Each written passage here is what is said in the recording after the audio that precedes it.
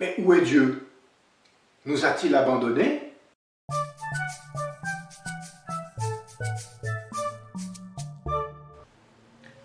Où est Dieu?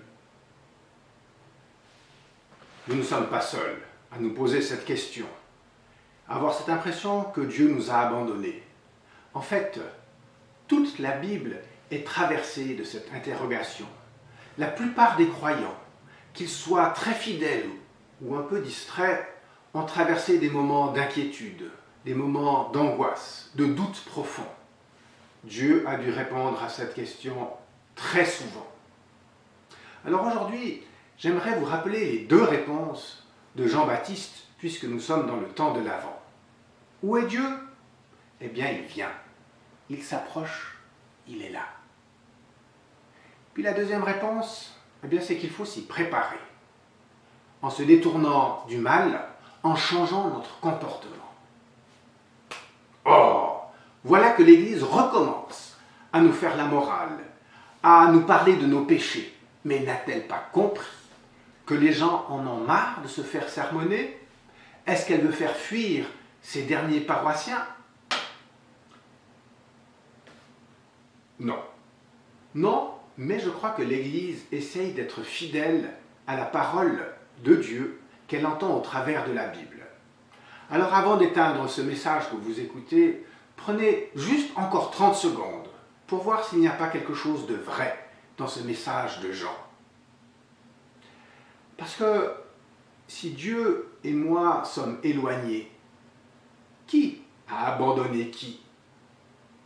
Est-ce Dieu qui est parti? Ou est-ce moi? Par honnêteté intellectuelle, il faudrait la peine d'envisager les deux solutions. Et est-ce, au fond, est-ce si surprenant d'imaginer que moi j'ai pu m'éloigner de Dieu, m'éloigner de son royaume d'amour? Ne serait-il pas possible que moi, je sois en train de marcher sur les chemins sur lesquels Dieu ne va pas? D'où mon sentiment de solitude. Par exemple, Dieu ne va pas sur les chemins de la jalousie, de la convoitise, du manque de respect. Il ne piétine pas les droits humains, ni la nature qu'il a créée. Si moi je suis sur un de ces chemins, est-il étonnant que Dieu ne m'y accompagne pas? Dieu est un guide sur le chemin du bien, de l'amour, du respect, de la préservation de la création. Il arpente sans cesse ces chemins. Si je veux être avec Dieu, en fait, je sais très bien où aller pour le rencontrer. Dès lors, la réponse de Jean-Baptiste et de tous les prophètes avec lui est pleine de bon sens. Si vous êtes seul, faites demi-tour. Au lieu de prendre le chemin du mal qui vous éloigne, mais forcément de Dieu, mais retournez-vous, prenez le chemin dans l'autre sens, vers le bien, vers le bon. C'est là que vous trouverez Dieu. C'est là que vous serez en sa compagnie. Alors, c'est plein de bon sens, mais franchement, c'est difficile. Depuis le temps, par exemple, que les climatologues nous invitent à changer de comportement, à nous retourner parce que nous allons droit dans le mur, est-ce que nous l'avons fait? Toujours pas, ou si peu. Et c'est là que la première réponse de Jean-Baptiste est importante. Où est Dieu? Eh bien, il vient, il s'approche. Il s'approche de nous, même si nous avons quitté ses chemins à lui. Jésus a été visiter les bas-fonds de l'humanité.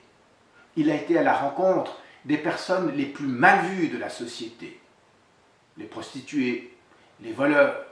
Et sur la croix, il a même été associé à eux.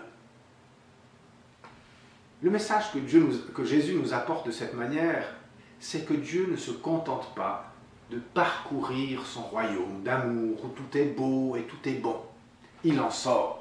Il en sort pour venir marcher sur nos chemins à nous, marqués par le mal, par les difficultés, par la méchanceté. Et Dieu a fait le pari que lui ne va pas être contaminé par le mal, mais que c'est l'inverse qui va se passer. C'est lui qui va ramener dans son royaume ceux qui sont perdus, ceux qui se sont égarés sur les chemins de la méchanceté. En fait, on pourrait dire que Dieu nous accompagne de deux manières. D'abord, il nous montre le chemin de l'amour, et dans ce cas, il marche comme un guide qui marche en avant, avec nous, mais en avant. Et puis, il est aussi celui qui court derrière nous lorsque nous filons vers le mal. Et il ne nous invite pas comme ça de loin, avec les mains en porte-voix, en disant « Reviens, reviens !» Non, non, il est là, tout près de nous, juste derrière nous. Et il nous invite à nous retourner.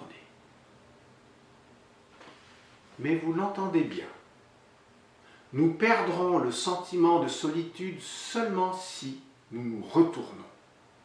Même si Dieu est tout proche, là derrière, nous ne pourrons le voir ou être avec lui que si nous faisons volte-face.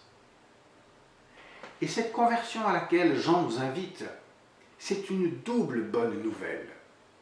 D'abord, en nous tournant vers Dieu, nous tournons le dos au mal et nous faisons face au chemin du bon, du bien, de l'amour. Nous sommes en quelque sorte dans la bonne direction. Et puis deuxièmement, en nous tournant vers Dieu, eh bien nous faisons face à un ami qui va nous aider à parcourir ce chemin étroit, pas si facile que ça, du bien et de l'amour.